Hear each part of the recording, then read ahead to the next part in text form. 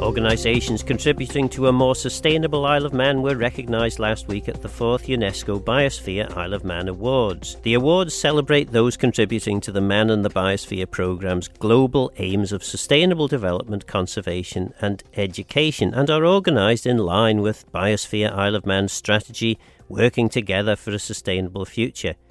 I began by asking Wendy Shimon of the One World Centre about winning the Education Award. We do all sorts, I guess. We raise awareness and educate across the whole community, business, individuals, families. But we have a particular focus on younger people. We do a lot of work with schools.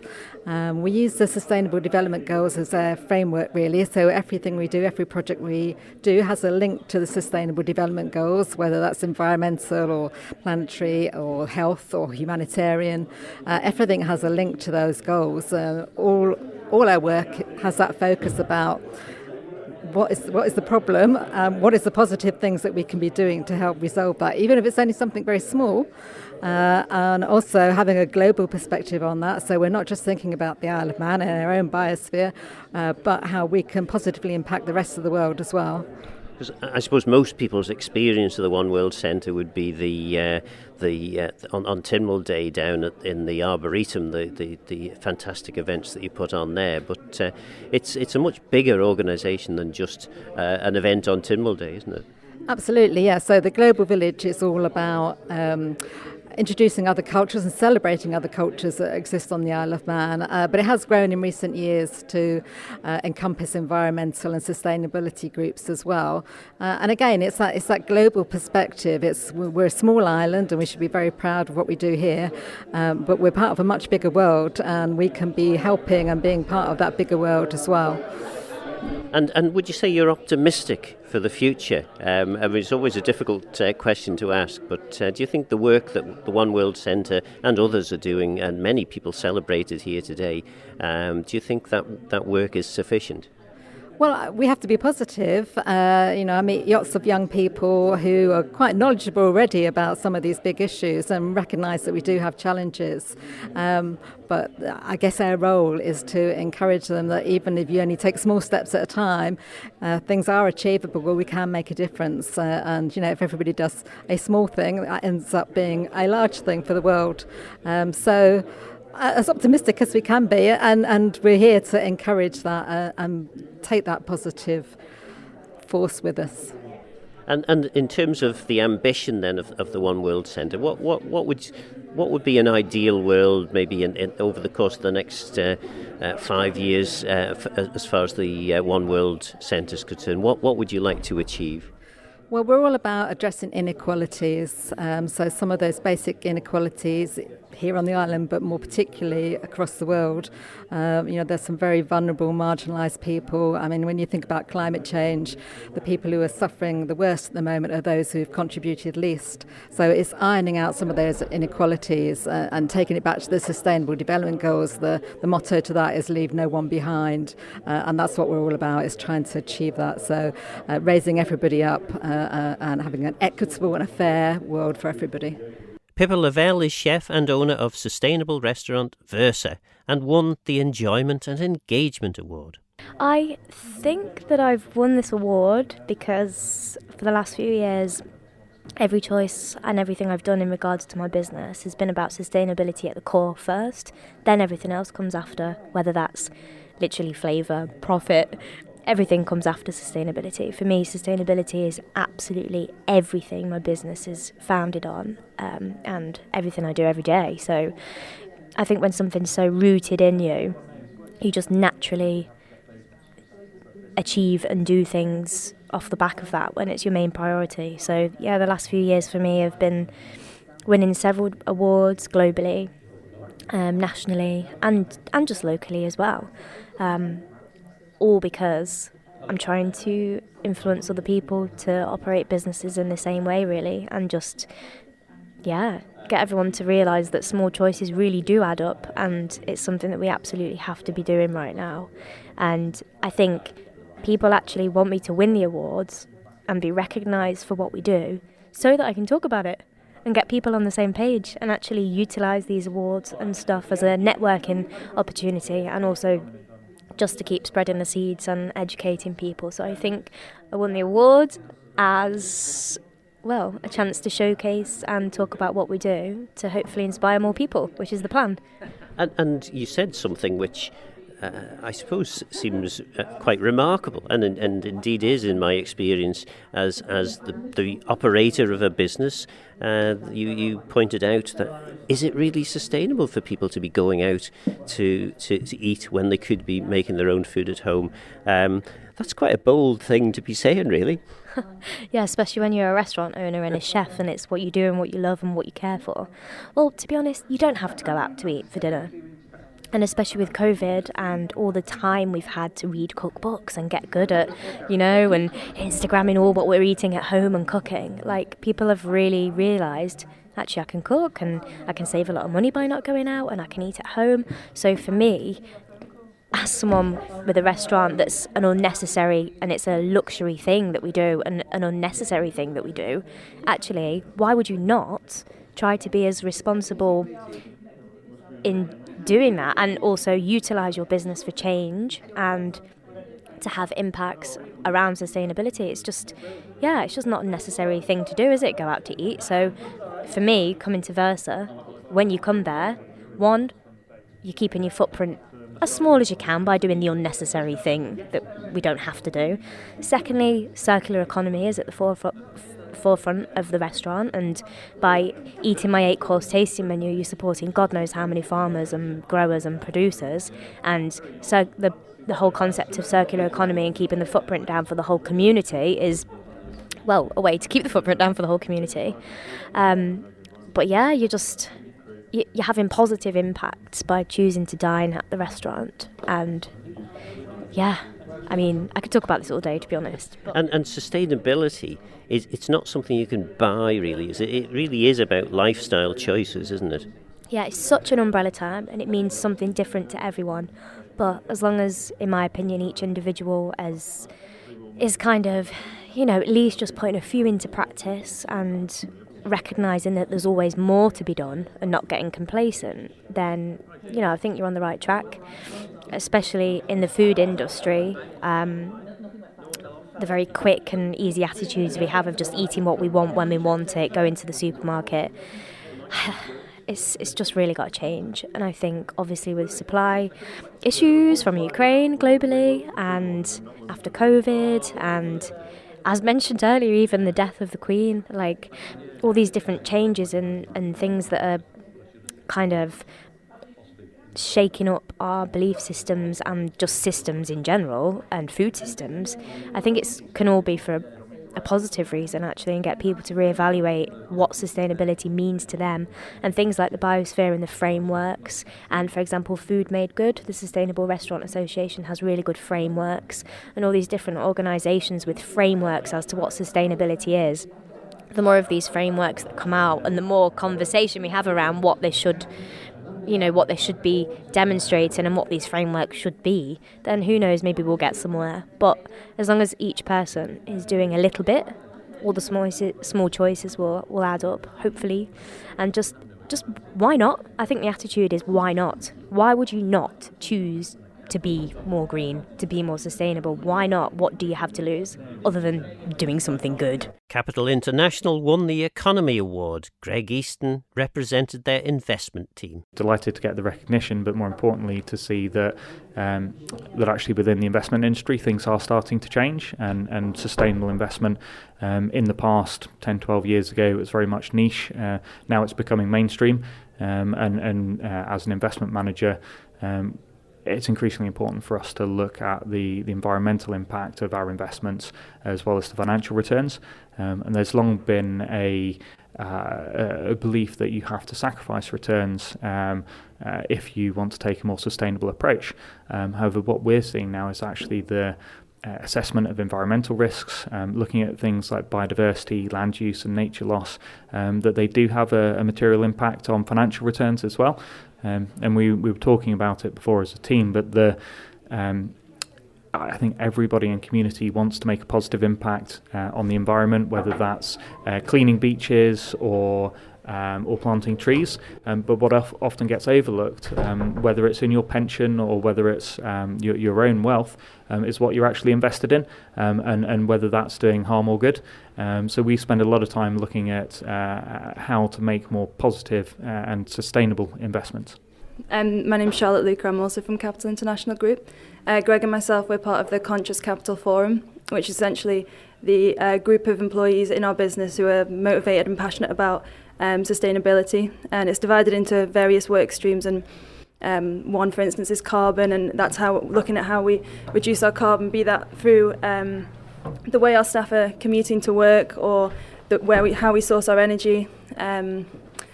We've also planted over 8,000 trees across the Isle of Man in Africa.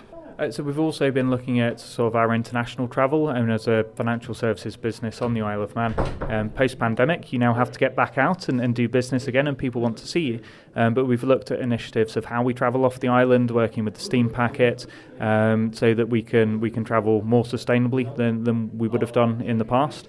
We're also looking at conducting a carbon audit on our investment business, so we really can see what impact our investments are having.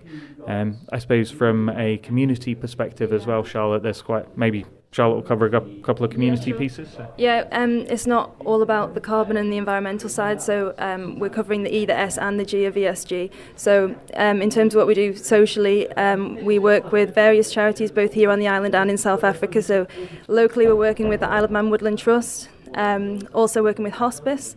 And then in South Africa we work with the Super Troopers, which is a homeless charity based in Cape Town, and Green Pop, which is kind of the equivalent of the Woodland Trust, but they work on forest restoration all over Africa. So that's what we're doing socially. And it is a big step for a firm like yours to consciously decide on investing in things that are sustainable, isn't it? Yeah, absolutely. And one of the things we did last year was become signatories of the United Nations Principles for Responsible Investing, which really put that commitment on us to make sure all of our investment decisions had a responsible and sustainable approach to them. So we now have a thematic investment approach where we look to invest so that it's aligned with the Paris Agreement and also aligned with the 17 UN Sustainable Development Goals. What we're also looking at now from a biodiversity perspective is COP15 coming up later this year in Montreal, to hopefully see the Task Force for Nature-Related Disclosures come about in the way that the Task Force for Climate-Related Disclosures came about in Paris in 2015, and feel that the whole biodiversity element often gets overlooked, but it's just as important for us to be assessing that as climate risks. And I think the Biosphere Awards on the Isle of Man is a real example of how actually looking after nature is important from a societal perspective, but from an economic perspective as well. So we were delighted to win the award, very, very pleased to be part of the Isle of Man Biosphere. Facilities manager Jason Buckley represented Zurich, who won the Energy Award. Fantastic project that you've undertaken there. Could you tell us a little bit more about it? Yeah, I mean it's been 15, 16 months in sort of research and projects, and we sort of switched on the solar array on the 28th of July. So it's been a journey. So there's been a lot of research, a lot of planning. We've needed to monitor electricity consumption, lighting, and all sorts of different things in order to come up with the right installation for us. But now it's on. It's doing a great job for us. And the solar array, for those who don't know, it's the largest on the Isle of Man. And where would people go to see it? It is the largest on the Isle of Man. I think it's the largest of its type. It's bespoke for us. I don't think there's another one in the UK, to be quite honest, of its style. It's actually positioned on the top of our car park, which is positioned behind Zurich House in the Isle of Man Business Park. Okay, and what possessed the organisation to go and do that? What was the motivation behind it? Well, there's a natural progression towards sustainability, our environment and climate change, and we wanted to really make a big impact as far as our sustainability sort of drive is concerned. And recently we've had new targets that have been issued by our group, And in order for us to drive those forward, we needed to do something significant, and we came up with this, which is the first part of a sustainability drive locally and globally. So we will see that develop over the coming years as well. So and it will provide a significant proportion of your energy usage, won't it? Yes, it will. Over a year, it'll provide around about 70% of the electricity requirement, and we, as it stands, so we can actually add to that, so we can actually put more panels on it. We're introducing more EV vehicle charging, and this year we're looking at EV storage, so essentially batteries. So we'll be looking to install those next year. We'll be looking to turn the car park lighting into individual solar powered units for themselves, so that'll give the building more capacity. So I'm hoping that by the end of next year we'll be pushing 80% rather than just 70%. The whole Manx farming community, together with the Manx Wildlife Trust, won the prestigious award for environment. I spoke with Lee Morris of the Trust and Steve Martin, a farmer and passionate advocate for farming and the environment. That's right, and obviously it's Lee and the Manx Wildlife Trust, that put the farming community forward for this award. So, the credit must go to them as well as the farming community. And I think especially to David Bellamy, who is the Agri-Environment Officer for the Wildlife Trust, who are the delivery partners for DEFRA. And David's knowledge and enthusiasm and ability to get on with the farming community, I think, has been a major factor in the uptake and the success of the agri-environment scheme. And Lee Morris, I mean, you must be delighted with the success. Obviously, the Manx Wildlife Trust has been a key partner in all of this, and Dave Bellamy in particular, his work going around the farms, explaining perhaps or encouraging farmers to better understand how the agri-environment scheme works. That's been really fundamental work, hasn't it? Yeah, David's amazing. I think for the Wildlife Trust, it was just such an opportunity for us. I'd only been on the island shortly, and the tender came up, and we're 50 next year, and we're proud of that, Manx Wildlife Trust. And we've got 27 nature reserves, but in total they cover about 0.4% of the island. And farming is 72 at least, up to maybe 80% of the island. So for us, the opportunity to work with farmers to get gains for nature across the bulk of the island was just too good to be true. And David arrived at the same time, and immediately, probably the best thing I've done since I started my job was give David a job, because then we've suddenly got the right person working in there. And I have to say, David's amazing, but I should recognise that this is very much about the community. We didn't create the agri-environment scheme. That was done by the previous DEFRA, Andy Lees, John Harrison, the previous Minister Geoffrey Boot. These are people that created this agri-environment scheme. It was put out. We tended to be the delivery partner because we saw it was such a great thing for us, and David got the gig. And I think then, through David and Laura, the administrator, and others in our team, Andre and others, really trying to help the farmers. And I think, there are absolutely farmers on this island, such as Steve, who do great things for nature already, and certainly for us, and certainly on my watch, we want to work positively with farmers because we all eat and we all need food, and we just want to try and help the farmers do it as what we can in as sustainable way as possible.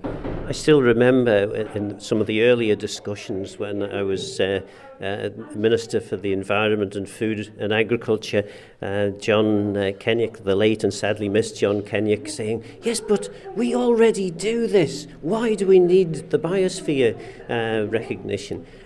So I hope that if John is looking down on us, he'll be delighted that actually the farmers are being recognised for this wonderful work. Well, that's right. And I mean, in the past, I did mention to Lee earlier that we've been putting areas aside for the wildlife since the 1970s. But under the old scheme, any areas that we'd put aside were actually deducted from our area payment. So it was a double whammy for us, really. So that we welcomed the new scheme, and the fact at long last, the people who are interested in planting and putting areas aside for wildlife were actually going to be financially rewarded for it. And as you know, farmers will adapt and move with what the financial advantages are in certain situations. And you made some fairly stirring comments, certainly thought-provoking comments in relation to the whole survival of the agricultural industry, food production sector.